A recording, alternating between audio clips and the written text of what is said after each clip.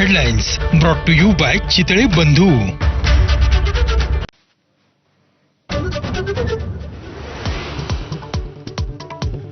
राष्ट्रवादीच्या एकीकरणाबाबत दोन्ही पवारांच्या मेळाव्यात कोणतीही ठोस भूमिका नाही. निर्णयासाठी टाइमलाईन नसल्याची सुप्रिया सुळेंची प्रतिक्रिया, तर प्रस्तावच आला नसल्याचं तटकरेंकडून स्पष्ट.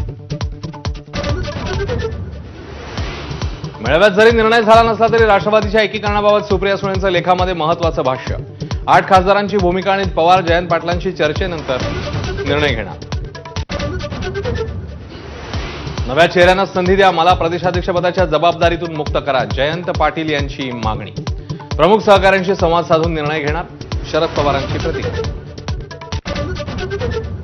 सत्तेच्या गुळाभोवती जमा झालेले मुंगळे सत्ता जाताच निघून गेले. राष्ट्रवादीच्या वर्धापन दिन सोहळ्यात रोहित पवारांची अजितदादांच्या राष्ट्रवादीवर टीका. सोबत राहिलेल्यांना निष्ठावान मुंग्यांची उपमा.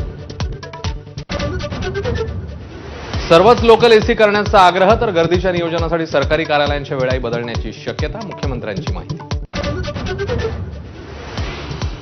महाराष्ट्रामध्ये मद्य महागलं. भारतीय बनावटीच्या विदेशी मद्यावर 1.5% अतिरिक्त उत्पादन शुल्क. राज्याच्या तिजोरीत 14,000 कोटींची भर पडणार. नितेश राणेंनी नाव न घेता शिवसेनेवर केलेल्या टीकेनंतर मुख्यमंत्र्यांनी कान टोचले. कोणाचा बाप काढणं योग्य नव्हे, फडणवीसांचा मंत्र्यांना सल्ला. मनसे नेते प्रकाश महाजनांनी राणेंविरोधात थोपटले दंड. संभाजीनगरात येऊन मारून दाखवा, राणेंकडून धमक्या येत असल्याचा आरोप करताना आव्हान, तर राणेंचंही जोरदार प्रत्युत्तर. रेल्वे स्थानकावरील फूड आणि पेपर स्टॉल हटवा, गर्दी कमी करण्यासाठी मनसेची अजब मागणी. मुंब्रा अपघातानंतर धडक मोर्चा.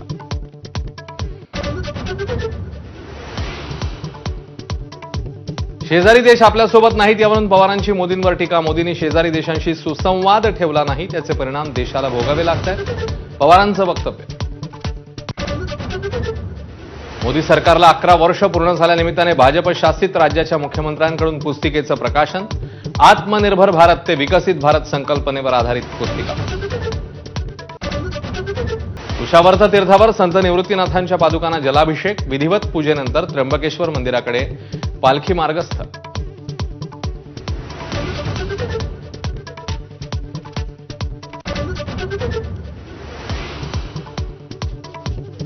नमस्कार.